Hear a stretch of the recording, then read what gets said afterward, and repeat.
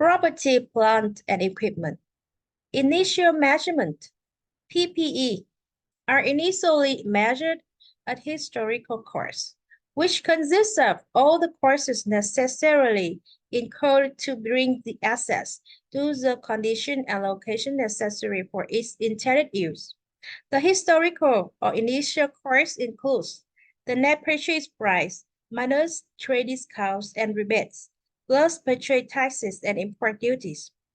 The directly attributable cost of bringing the assets to the location and condition needed for its intended operation, such as architects and engineers' fee, site preparation, delivery and handling, installation, assembly, and testing. The interest, borrowing costs attributable to the acquisition, construction, or production of PPE. In the case of a constructed building, historical cost does not include site preparation costs. The cost of clearing, draining, tiling, and leveling the land. Instead, such costs are costs of the attached land north of the building to be constructed on the land. Measurement subsequent to initial recognition. The carrying amount of an PPE is the amount at which it is presented in the balance sheet.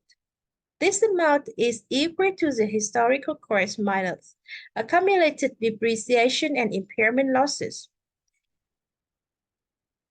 Historical or initial cost minus accumulated depreciation minus impairment losses will equal assets carrying amount.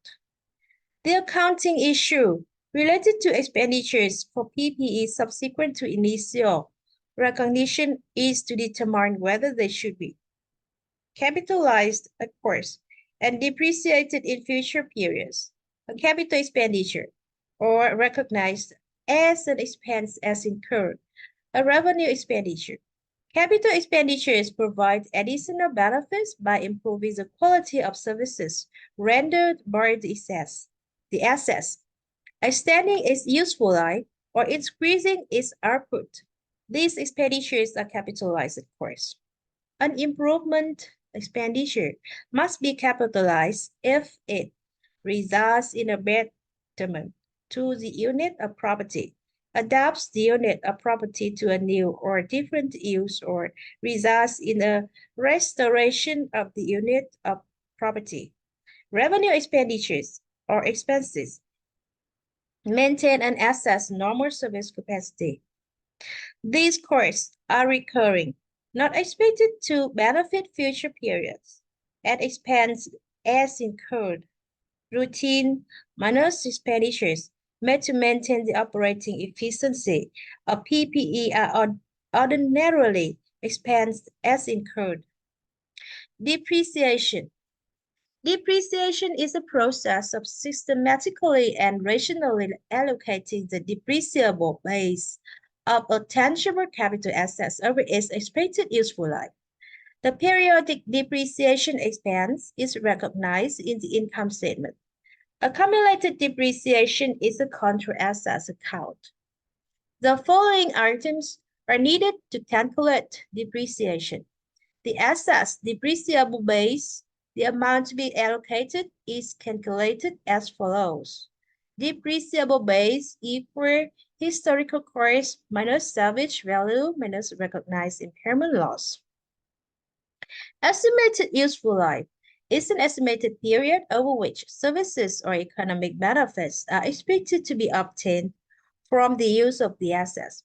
Salvage value, residual value, is the amount that the entity expects to obtain from disposal of the assets at the end of the asset's useful life. Land has an indefinite useful life and therefore must not be depreciated. The depreciable base of property that consists of land or a building is the depreciable base of the building only. Depreciation methods straight line. Depreciation method straight line is the simplest method because an equal amount of depreciation is charged to each period of the asset's useful life. The easiest way to calculate straight line depreciation is to divide the depreciable base by the estimated useful life. Periodic depreciation expense equal depreciable base. I divide estimated useful life. As you can see on the table, on the screen, this is an example. Because an asset is most likely to be acquired or disposed of in the middle of a period, the calculation often involves a fraction of a period.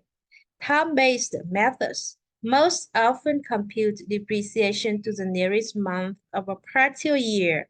However, other conventions also permit units of output method, usage-centered activity methods, calculate depreciation as a function of an asset's use rather than the time it has been held. The units of output method allocates cost based on production. As production varies, so will the depreciation expense. Periodic depreciation expense equal depreciable base multiplied with units produced during current period and divide estimated total lifetime units. As you can see, the exam course we have on the screen. Accelerated depreciation methods. Accelerated depreciation methods are time-based. They result in decreasing depreciation charges over the life of the assets. The two major time-based methods are declining balance and sum of the year's digit. Declining balance determines depreciation expense by multiplying the carrying amount, not the depreciable base, equal to cost minus salvage value at the beginning of each period by some percentage, 200% or 150% of the straight line rate of depreciation. Periodic depreciation expense minus equal carrying amount multiply with decline and minus balance percentage. The carrying amount decreases by the depreciation recognized. The result is the use of a constant rate against a declining balance. Salvage value is ignored in determining the carrying amount, but the asset is not depreciated below salvage value. The sum of the year's digit.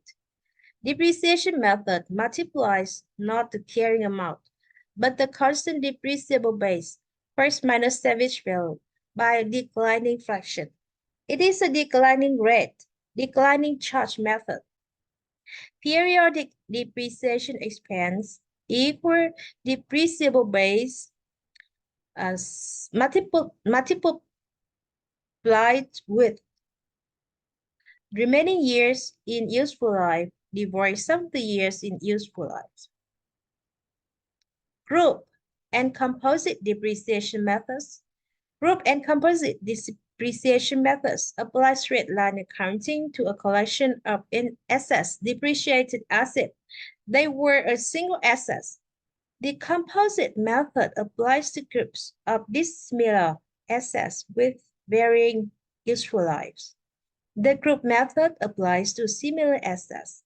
These methods provide an efficient way to account for a large number of depreciable assets, result in offsetting of under and overstated depreciation estimate. In